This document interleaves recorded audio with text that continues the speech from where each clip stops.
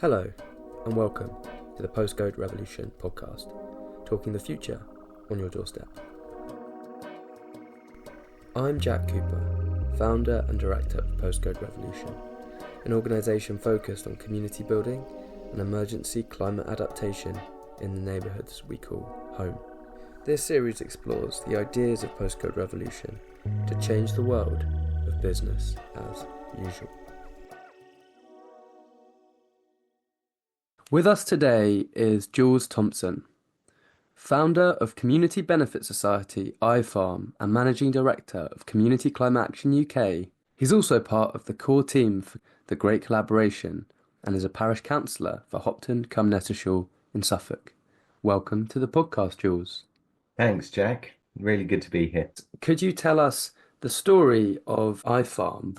Yeah, sure. I mean, it was sort of a long-held dream and vision that myself and my tribe, my friends, would sit around a campfire and talk about how we wanted to spend our time. And many of us worked at festivals and we'd create fabulous transient environments for people to enjoy. They're really stunning, good fun, but they'd be torn down after 3 days. And really, we started talking about how to bring that kind of magic and also that kind of community into our lives. And we were thinking about the purpose, what's our purpose? And the purpose of iFarm as a community benefit society is to reduce social isolation and loneliness and provide education, protection and conservation on the environment. Those are our two purposes. And loneliness isn't just an absence of people, it's an absence of purpose. So by coming together as a group, we could feel less lonely, we could build community with productive activity. So we started with looking at buying a bit of land. And like I say, we incorporated in February 2020, just before the pandemic, or just before lockdown. And then all of a sudden, everything slowed, everything changed, life changed, and we had lockdown. And that just really brought it home to us, I think, about the power of community, about what's important in life. And what we did in the first instance was we found a piece of land that was unloved, and it used to be a pig farm. It was about 14 acres and it was a mess. It was sort of covered in rusty barbed wire and lots of rubbish. And when I first went to see it, I wasn't convinced. I have to say, it was flooded, it was freezing, it was midwinter, and I looked at it and I was like, I'm not so sure about this, but I think we made the right choice with that piece of land because it needed some love. And so we coalesced as a group around that land, and we spent the first year clearing loads of rubbish off it. I mean, everything from CRT monitors to fridge freezers to gas bottles to old PlayStations, CDs, you name it. Stuff was just buried in the ground, and we're pulling plastic out. And so we cleared tons, literally tons and tons and tons of rubbish off the land. And that was kind of the first year, really, was just clearing and making it accessible and making it somewhat safe to get on the land. And beyond that, we've built a community around it. We've put some rigs down, space to grow food.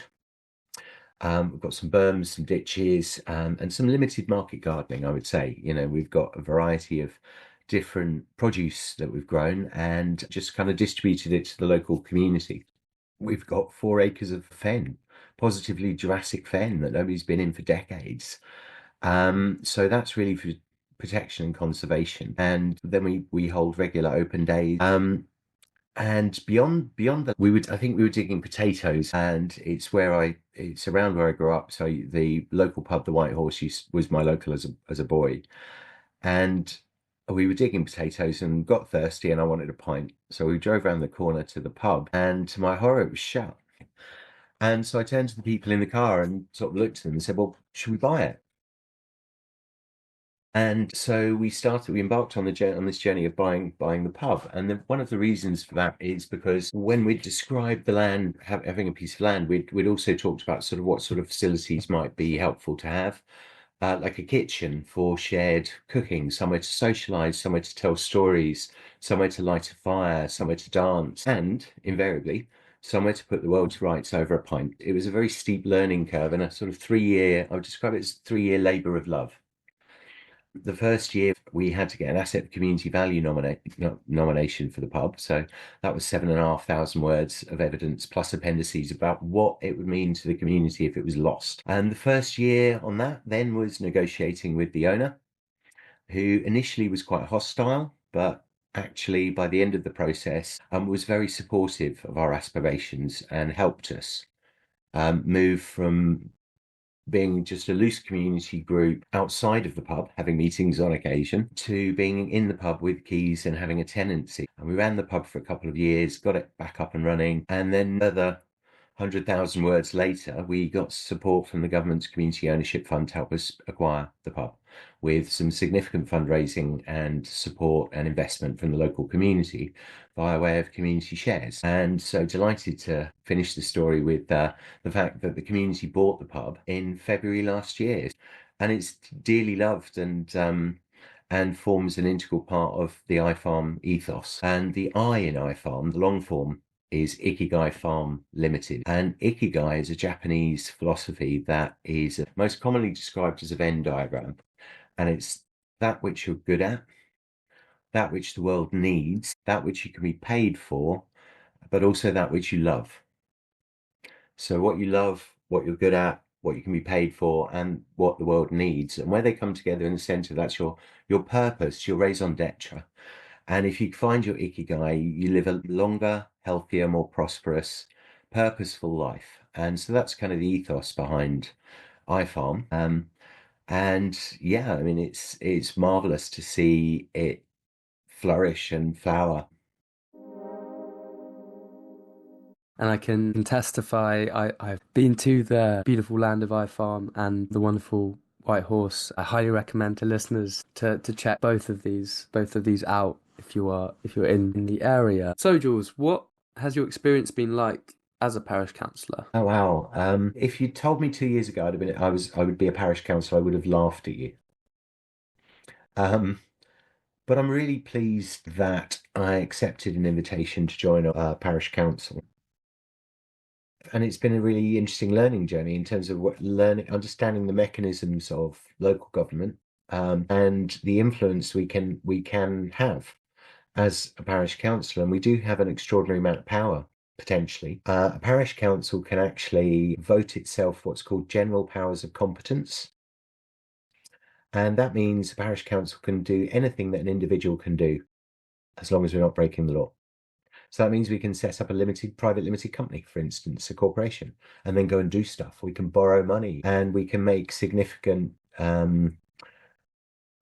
changes to support the benefit of our community and make sure residents are healthy and well. My parish council, Hopton-cum-Nethershall, do absolutely fabulous work. We've got a tree planting project. We're looking at how we provide social housing for residents in our community. We're looking at trying to identify some land and build a regenerative settlement. I would absolutely recommend that anyone who wants to make a difference in community action, in improving the lives of our neighbours and residents, go and join your parish council, you know. And I think it's one of those things that is kind of is seen as has got perceptions around being kind of old and stale, but there's so much space there to do stuff and to be dynamic and be organized and make the use of this institution to affect real change, making parish councils sexy again. What a brilliant description. I think I was invited to be as the young blood, and I'm 51. I've been trying to really encourage, the next generation, our younger generation. So, if we can explain how it impacts our lives and how it can benefit our community, then all of a sudden it is more interesting than perhaps the slightly stereotypical view we might have of councillors. So I think your description of making parish councils sexy again is a good one. Yeah.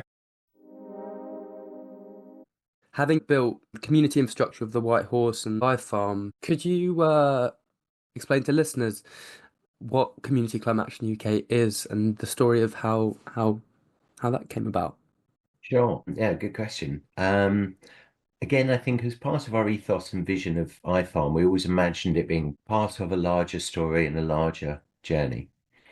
And we wanted to support groups and individuals within the Community Benefit Society to bring forward their own ideas and support them in creating new enterprises or actions and activities. And the founders and the majority of people involved with iFarm as a CBS are climate activists, and we're rightly concerned about the dire situation we're in with the climate and ecological emergency. And to a degree, iFarm is a response to that crisis. That kind of poly crisis of unemployment, pandemics, climate. How do we come together as a community to adapt to the change that is here? We've seen serious inaction on the climate and ecological emergency with emissions just going up. And so mitigating that is becoming harder. So we've really got to adapt. So, that incorporates things like flood mitigation. So we've also done some work on the land in relation to water management. So that's rainwater harvesting, flood adaptation in terms of drainage, planting of trees and landscaping in terms of hugelkultur and berms that might retain water to actually help adapt to the flooding. For instance, where we flood a lot, where it's fen land and it's a natural floodplain. But some of the flooding we're seeing is not at the river coming up or, in fact, from the fens. It's runoff from farmers' fields. So there's a story to be told there and how we engage with the community. So we figured it was a good idea to write our community climate action plan on the premise that the government's not coming to save us and no one else is going to do this. Everything starts with a plan. Every journey starts with a map. So we got a little bit of funding from the National Lottery because they also thought it was a good idea. They liked it because it was replicable, scalable, and leaves a legacy. And what's most important with a community climate action plan is it is written by our community. So we weren't going to be prescriptive and say you must do this or this is what we are going to do. It was more of an open question. What should we do? What should we do together? Where should we start? What are our priorities? And so we developed a workshop methodology for our three parishes to start with. And that formed itself around, number one, what are our shared values? And it was things like trust, kindness, community, and green space that really, really came out. And so we all agreed, okay, these are our shared values as a community. We also considered who was in the room, who needed to be in the room, who wasn't in the room. So who are our stakeholders? We also then considered health and well-being. So what do you need in your environment? So we started to paint a picture of what we want. Okay, great. So we know what we want.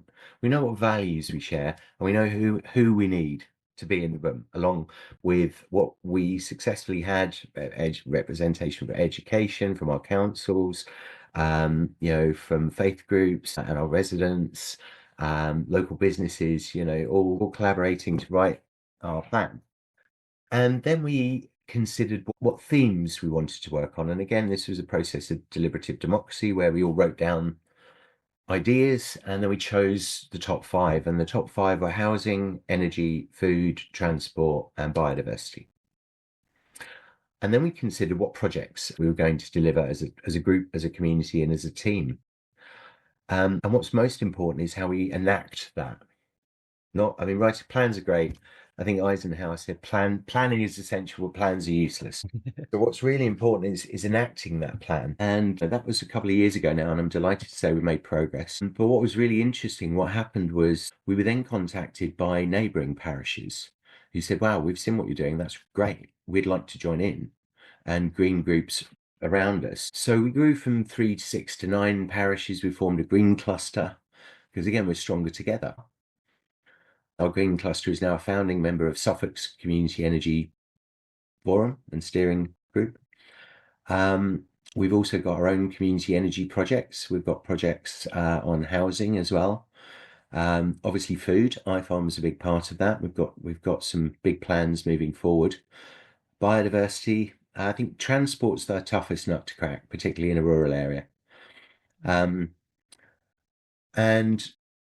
then I'm kind of delighted to say, in terms of that Ikigai, in terms of finding what you love, do what you love and you never work a day in your life. Community climate action is starting to grow into its own enterprise, and we're now being contracted and paid to deliver community climate action planning and help come and facilitate those discussions in communities around the country.